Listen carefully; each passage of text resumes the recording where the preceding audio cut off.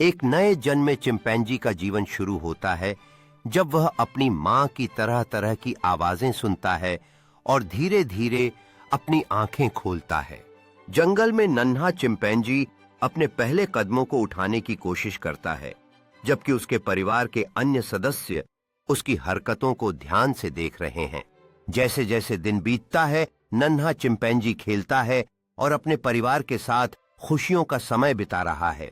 उसकी मां उसे सुरक्षित और प्यार से देखती है। एक दिन नन्हा चिंपैंजी फल और फूलों की खोज में निकलता है।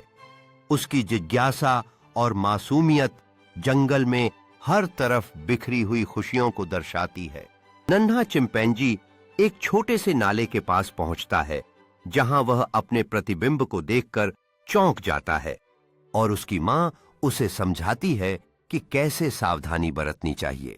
नन्हा चिंपैंजी तितलियों का पीछा करते हुए खुशी से कूदता है, जबकि उसकी मां उसे खेलते हुए देखकर मुस्कुराती है।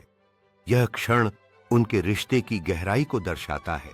तितली की ओर बढ़ते हुए नन्हा चिंपैंजी अचानक अपना संतुलन खो देता है और घास पर गिर जाता है। उसकी आंखों में आश्चर्य और थोड़ी कठिनाई के भाव झलकते हैं। गिरने के बाद नन्हा चिंपैंजी फिर से खड़ा होता है। उसके चेहरे पर दृढ़ता के साथ साथ उसकी मां प्यार से उसके पास आती है, उसे सांत्वना देने के लिए अपना सिर घुमाती है।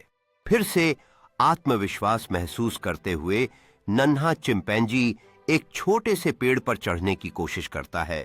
उसकी आंखों में उत्साह और साहस की चमक होती है। जैसे ही नन्हा चिंपैंजी ऊंचाई पर चढ़ता है, उसे पत्तियों के बीच एक चमकदार वस्तु मिलती है जो धूप में झिलमिलाती है और तुरंत उसकी ध्यान खींचती है।